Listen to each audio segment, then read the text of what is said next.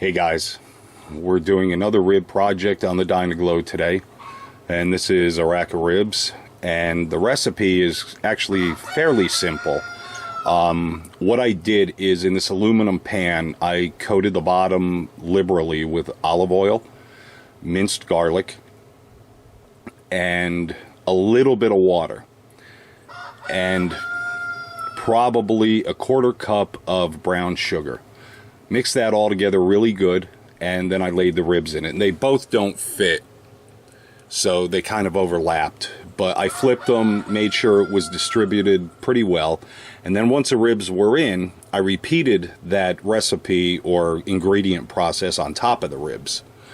And this one, the secret recipe, is the Thai chili sauce. So I didn't use a lot, but I did put some in there just to kick it up a little bit. And this is going to stay on the grill until, or I should say in the Dyna-Glo, covered until they are fall off the bone, like that other video that I made with the ribs.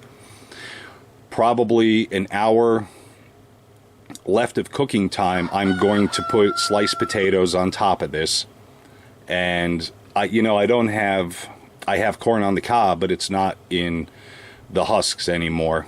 It's hard to get that this time of year. It's October 3rd, I believe. So that's going to go in. I'm going to wrap that in tin foil with some olive oil and some seasonings, and I'll show you what's up with that. But I just thought I'd bring you along for this part of it. I started up the Dyna-Glo probably 20 minutes or so ago.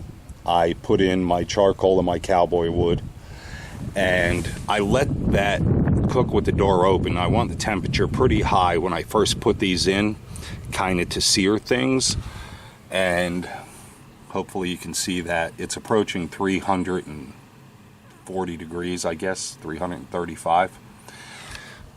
But I'm going to put those ribs in now, covered. I am going to poke a few holes in the sides up high on the tin foil pan I'm using, just so some of the smoke flavor penetrates. And this is the charcoal that I'm using. Believe it or not, you get this at Home Depot, and it's mixed hardwood, and it looks like this.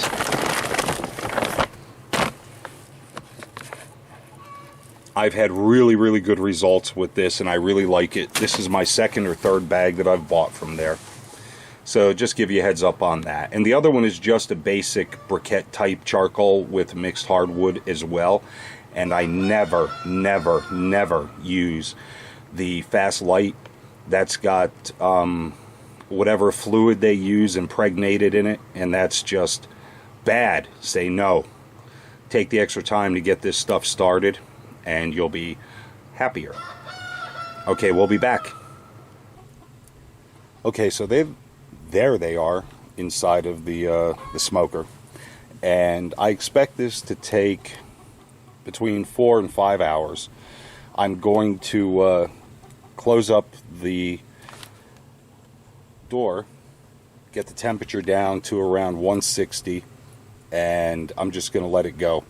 I'll flip it a few times, but I have to cut some firewood today, so this is going to be kind of hands-off.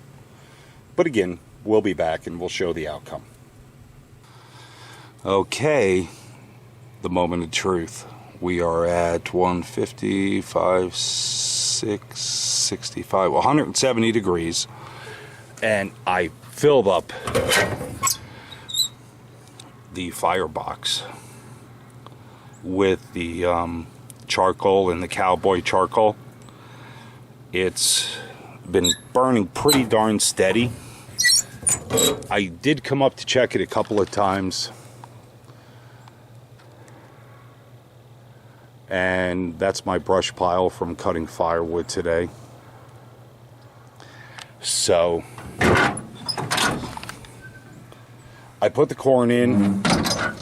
I did flip it one time, and I don't even have to think about it. This is gonna be awesome. I washed my hands, so we're all good. So that's ready to rock. And the ribs, it's getting dark out. The end of summer sucks. But this is going to be just incredible. And again, all this was done on the Dyna-Glo. I've read some reviews myself. A lot of people talk down about it. But so far, I don't have any issues with it. It, you know, I did the mods with the door. I have a video on that. And I put the seal around the door, as you can see here. And I changed the airflow on the firebox so that it can be open and closed to adjust your heat. And it really, really works well. But anyway, just a quick video on tonight's Din Din. So that's, I guess, about it.